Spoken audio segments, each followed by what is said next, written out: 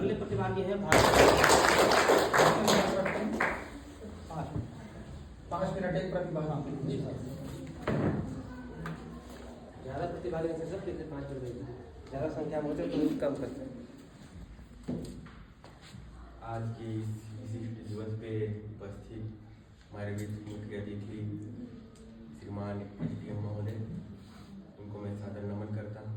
इनके साथ आए हुए व्यक्ति, उनको भी मैं सादर नमन करता हूँ। और आज के इस कार्यक्रम के अध्यक्षता कर रहे हमारे श्रीमान प्राचार्य महोदय को मैं सादर नमन करता हूँ। और निर्णायक मंडल के आदरणीय श्री राठौर सर, आदरणीय श्री शर्मा सर और आदरणीय श्री राकेश सर, आप लोगों को भी मैं सादर नमन करता हूँ। और आदरणीय श्रीमान आनंद सर को भी मैं सादर नमन करता हूँ। और मेरे सहपाठियों, दोस्तों, आप सभी को नमस्कार। मेरा नाम भागवत सिंह है। मैं MA तृतीय छमाही हिंदी का छात्र हूँ। और हम आज 21 जनवरी को मतदाता जागरूकता दिवस मना रहे हैं। हालांकि यह जो दिवस है, राष्ट्रीय मतदाता दिवस 25 जनवरी को मनाई जाती है। और आज का हमारा विषय है लोकतंत्र और नए मतदाता के समक्ष चुनौतियाँ। हम इस विषय पे बात कर रहे हैं। इससे पहले हम लोकतंत्र की बात करते हैं। भारत, जैसे कि भाइयों ने बताया कि भारत एक सबसे बड़ा लोकतांत्रिक देश है।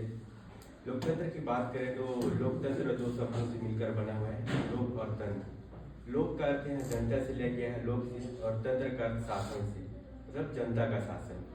लोकतंत्र में हम देखते हैं कि लोक के द्वारा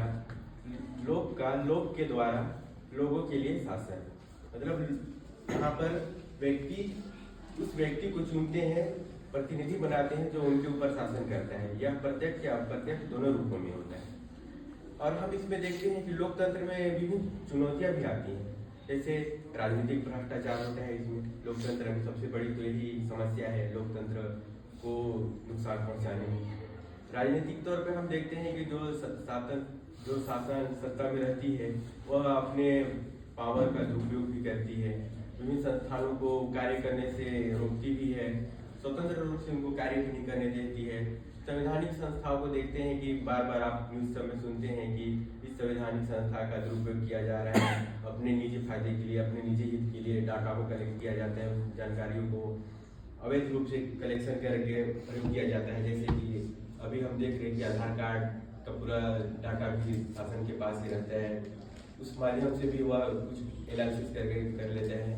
और देखते हैं लोकतंत्र में ध्रुवीकरण और सामाजिक विभाजन भी इसमें महत्वपूर्ण भूमिका निभाती है। ध्रुवीकरण से बात यह है कि जात धर्म भारत में विभिन्न प्रकार के हैं, विभिन्न समुदाय हैं, उनको ध्रुवित किया जाता है। जैसे कहीं मान लीजिए हिंदू समुदाय अधिक है, कहीं मुसलमान अधिक है, उस बेस पे उनको ध्रुवित किया जाता है, उनको बरगलाया जाता है। यह भी लोकतंत्र को काफी नुकसान पहुंचाती है। सूचना का दुरुपयोग, इसमें सूचनाओं का भी दुरुपयोग किया जाता है। जैसे महत्वपूर्ण सूचनाएं होती हैं, वोटर की जानकारी आदि होती हैं, इनको अपने हित के लिए, अपने फायदे के लिए उपयोग किया जाता है।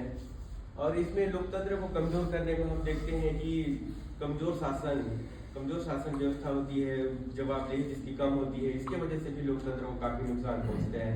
हम प्रायः देखते हैं कि जो लोकतंत्र को मजबूत वही कर सकता है जो जिसकी शासन सत्ता मजबूत हो, वही लोकतंत्र को मजबूत कर सकता है। जो खुद ही जिसकी सत्ता मजबूत ना हो, वो कैसे लोकतंत्र को मजबूत कर सकते हैं। जैसे कि हम देखते हैं कि विभिन्न राजनीतिक दल आपस में सहयोगी दल बनकर गठन करके राजनीति चलाते हैं, उसमें वे ठोस निर्णय नहीं ले पाते हैं और वे जवाबदेही भी एक दूसरे को ऊपर थोपते रहते हैं। आप देखते हैं प्राय जैसे बनते हैं मिला जुला के सरकार बनाती है, एक दूसरे पर दोषारोपण करते रहते हैं। तो मैं आगे नए मतदाता के समक्ष चुनौतियों पे बात करना चाहूँगा। पहले मैं नए मतदाता बोलते किसको हैं उसको मैं बताना चाहूँगा। नए मतदाता वे मतदाता होते हैं जो जिसकी आयु 18 वर्ष या उससे अधिक हो गई, इसको हम नए मतदाता बोलते हैं। जो पहले कभी वोट नहीं दिए रहता है वह है नए मतदाता। आगे हम बात करते हैं कि इसकी चुनौतियाँ क्या है। शिक्षा और जागरूकता की कमी। नए मतदाता जो होते हैं उनमें शिक्षा और जागरूकता की कमी होती है। कैसे वोट को करना है, क्या करना है, किसी भी जो प्रत्याशी उसकी जानकारी कैसे प्राप्त होगी। जैसे हम देखते हैं कि लोकसभा विधानसभा में जो जानकारी हमको मिल जाती है, उनकी वेबसाइट में जाकर हम उनकी सारी डिटेल को हम देख पाते हैं। किसी प्रत्याशी के कि कितने उसके ऊपर आरोप लगे हुए हैं, कितने वो खरीद किए हैं, कितना उसके पास पूंजी जमा है, धन जमा है, ये उसकी पूरी डिटेल हम उसमें देख सकते हैं। लेकिन ये पंचायत चुनाव में हमको व्यक्तिगत रूप से यह जानकारी प्राप्त करनी होती है। इसमें शिक्षा में भी कमी देखी गई है कि शुरू में वोट भी कैसे करना है। जैसे पंचायत चुनाव में तो अभी हम सील के माध्यम से वोट करते हैं, लेकिन अभी नगर निकाय चुनाव में ईवीएम के द्वारा वोटिंग की जा रही है। इसमें डिजिटलीकरण किया गया है, इसमें हम देखते हैं। और इसमें हम देखते हैं नए मतदाताओं की समझ धन बल की समस्या आती है, बाहुबल की समस्या आती है। नए वोटर हैं, उनको धन के माध्यम से उनको बरगलाया जाता है, और उनके कुछ ताकतवर लोग होते हैं, उनको धमकाते भी हैं कि आप हमें ही वोट देना, नहीं तो आपका कुछ शहीद कर देंगे। तो नए मतदाताओं की समझ से बहुत बड़ी चुनौती है। वे नए परिपक्व हुए रहते हैं, अपनी सोच समझ को विकसित किए रहते हैं, और वे उनसे भी प्रभावित हो जाते हैं, अपने को डरा हुआ महसूस करते हैं। भ्रष्ट चुनावी प्रक्रिया, इसमें एक उनके समझ नए मतदाताओं की समझ एक भ्रष्ट चुनावी प्रक्रिया है, वो बहुत बड़ी समस्या है। जैसे मैं पिछले चुनाव की बात करता हूं, तो हमारे एरिया में ही बूथ कैप्चरिंग हो गई थी। बूथ को ही कैप्चर कर लिया गया था पिछले चुनाव में। तो नए मतदाता है वो सोचते हैं क्यों हम वोट दें जाए, जब हमारा वोट कोई दूसरा ही डाल दे रहा है तो हम क्यों इसमें इंटरेस्ट लें। जब इसे ऐसी प्रक्रिया रहती है तो नए मतदाता उससे निराशा उनमें आती है। फेक न्यूज को हम देखें तो फेक न्यूज, डीप फेक, आजकल बहुत एआई का यूज किया जा रहा है। जैसे मैं अभी बोल रहा हूँ, मेरी आवाज को बदल कर कुछ गलत मेरे से बोलवाया जा सकता है।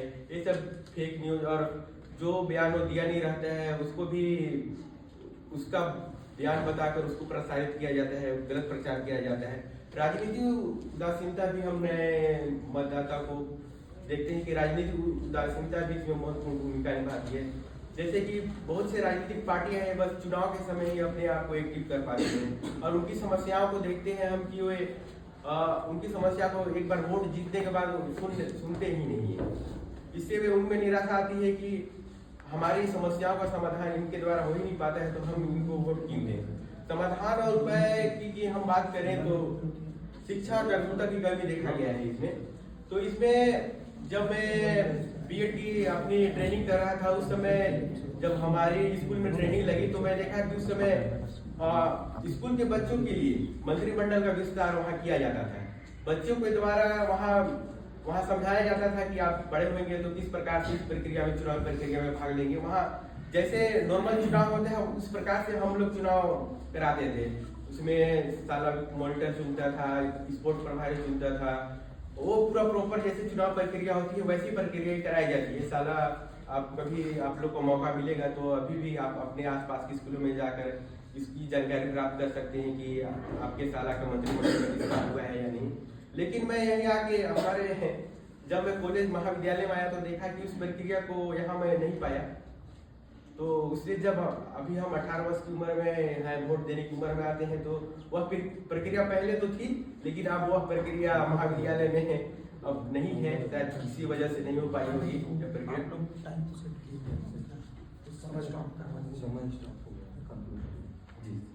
तो हम आगे इसी पे मैं अपनी बात को अंत करते हुए कहूँगा कि जो हमारी यह लोकतंत्र में नए वोटरों की जो चुनौतियों की बात कर रहे हैं, उसमें हम देखते हैं कि भारत एक बहुत बड़ा लोकतांत्रिक देश है, लेकिन इसमें बहुत चुनौतियां हैं। जात धर्म विभिन्नताएं यहाँ पर बहुत सारी हैं।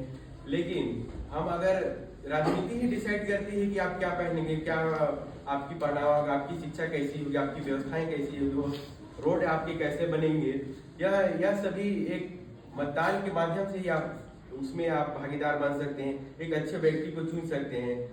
इसी के माध्यम से ही आपको यह सुविधाएं प्राप्त होगी। नहीं तो आप अगर किसी गलत व्यक्ति को चुनेंगे तो वह अपने विकास करने में रहेगा।